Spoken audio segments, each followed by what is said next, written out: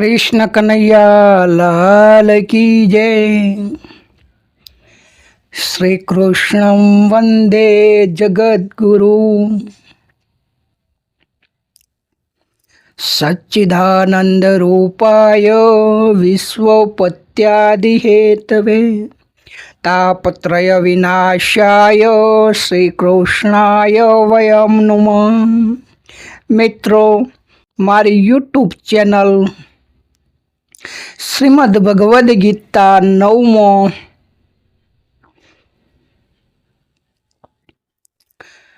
आप सौ श्री कृष्ण प्रेमी महात्माओનું હું સ્વાગત કરી દિલથી ધન્યતા અનુભવું છું।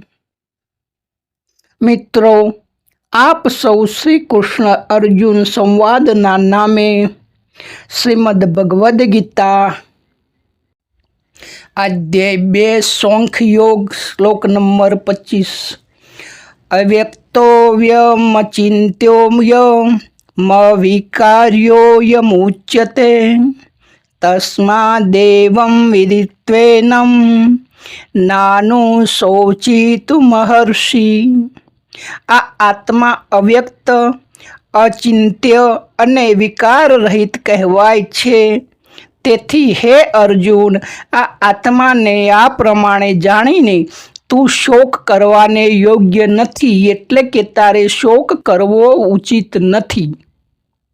मित्रों, आ बीजा अध्यायना श्लोक नंबर 25मो भगवान चेतन तत्व विषे समापन करता कहे छे के आ आत्मा तत्व अव्यक्त एटले के जेने व्यक्त કરી ન શકાય, સમજાવી ન શકાય તેવું, અને અચિત્ય એટલે કે જેનું ચિંતવી ન શકાય તેવું, એટલે કે જેનું ચિંતન ન થઈ શકે તેવું, અને વિકાર રહિત એટલે કે જેની સ્થિતિ પહેલાં પણ, હાલ પણ અને પછી પણ એક જ સ્થિતિમાં એટલે કે મૂળ સ્થિતિમાં રહે તેવું આ સ્થિર તત્વ છે। આ આત્મતત્વ વિશે જે મેં તને આ અધ્યાયના શ્લોક નંબર 11 થી શ્લોક નંબર 25 સુધી તેને વિલક્ષણતાઓ વર્ણવી તે પ્રમાણે તેને તું જાણી લે, સમજી લે તો હે અર્જુન, તારી પાસે આ આત્મતત્વ વિશે સંપૂર્ણ પ્રશ્નોનું સમાધાન થઈ ગયું હોય, જાણી ગયો હોય કે આ તત્વ વાસ્તવમાં શું છે અને તેનું ઘર એટલે કે શરીર આત્મતત્વનું નિવાસ સ્થાન છે, તો હવે તારે કોઈ પણ પ્રકારનો શોક કરવો ઉચિત નથી।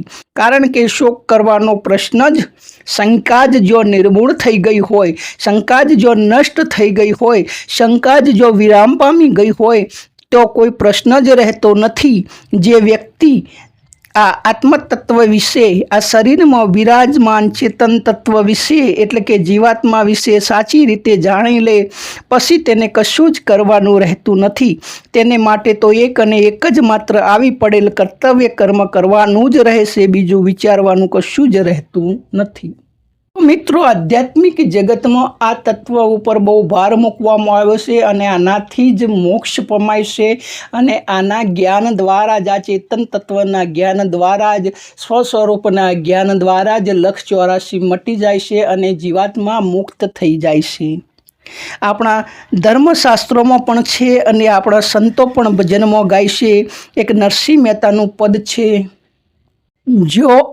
जो लगी आत्म तत्व चिन्ह्यो नहीं त्यो लगी सर्व साधना जूठी। मतलब के आत्म तत्व ने जेने जाण्यो नहीं, तेनो भेद जेने समझ्यो नहीं, आत्म तत्व बेपर्दा थयुं नहीं, त्यो सुधी बधी ज साधना, क्रियाकांड, जप तप, होम हवन, दान, स्नान, यात्रा, दर्शन सर्व अधूरा छे।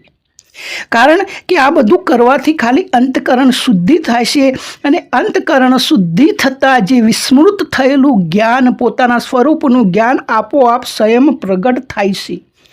जे फक्त आ एक आत्मतत्वने ज जाणी लीधुं तेने माटे तो एक साधे सब सदे। आ एक ज तत्वने जाणवाथी बीजुं कशुं ज जाणवानुं शेष बाकी रहेतुं नथी। जेम दरेक ताळानी चावी अलग अलग होय छे, परंतु एक एवी मास्टर की पण होय छे जेना द्वारा बधा ज ताळा खुली जाय छे।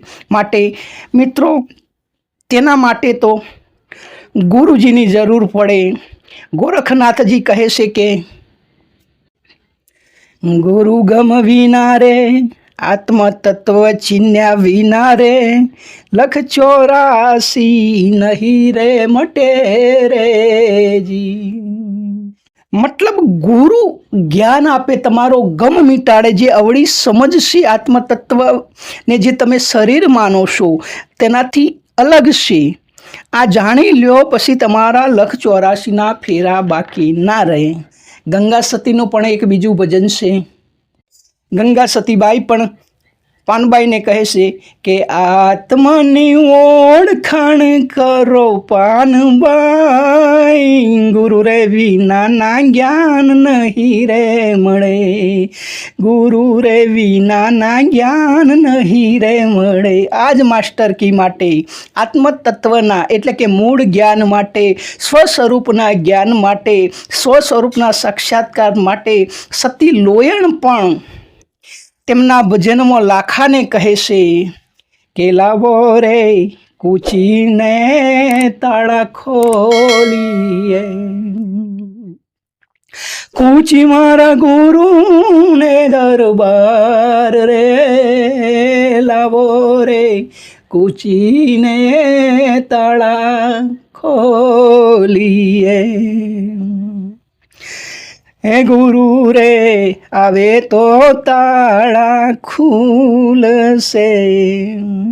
આ જ વાત ભગવાન શ્રી કૃષ્ણ તેમના સખા અને હવે તો પ્રિય શિષ્ય અર્જુનને આદ્યાચાર જ્ઞાન કર્મ સંન્યાસ યોગના શ્લોક નંબર 34માં પણ કહે છે કે તદ્વિધિ પણિપાતે ન પરિપ્રશ્ને ન સેવયા ઉપદેશંતિ એ જ્ઞાનમ જ્ઞાનીના તત્વદર્શિતમ. એ જ્ઞાનને અર્થાત આત્મતત્વના જ્ઞાનને, તારા સ્વરૂપના જ્ઞાનને તું તત્વદર્શી એટલે કે તત્વને જાણકાર કોઈ મહાપુરુષ જ્ઞાની જન પાસે જાણી લે.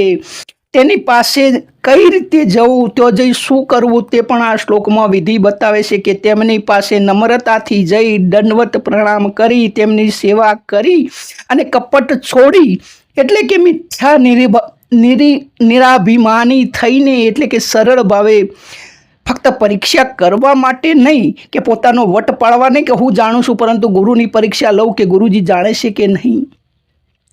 કિંતુ પરમાત્મા તત્વને મૂળ સ્વરૂપમાં સાચે જ જાણીને તે પામવાની અભિલાષા સાથે જ્ઞાની મહાત્માઓને પ્રશ્ન પૂછવાથી અને તે પરમ તત્વમાં જાગેલા, તે પરમ તત્વને બરાબર ઓળખનારા અને એ પરમ તત્વને આચરણમાં મૂકનારા તે મહાત્માઓ તને તે તત્વનો ઉપદેશ આપશે અને તે જ પ્રમાણે આચરણ કરવાથી તે જ તત્વનો સ્વસ્વરૂપનો તને બોધ થશે, તે તત્વનો તને આત્મ સાક્ષાત્કાર થશે.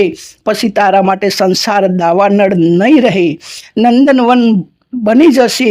પછી તો તારે રોજ દિવાળી, હરદમ દિવાળી, હર ખુશી હર હાલ ખુશી, સદા દિવાળી, સંતની આઠે પોર આનંદ. પેલું ભજન છે ને મહાત્માઓનું, મુજે મેરી મસ્તી कहाँ लेके आई, मुझे मेरी मस्ती कहाँ लेके आई, जहाँ मेरे अपने, जहाँ मेरे अपने, जहाँ मेरे अपने सिवा कछु नहीं. તો મિત્રો આ મોજ છે આત્મતત્વની, આ મોજ છે સ્વસ્વરૂપની અને ઘણા સંતો પામી ગયા છે.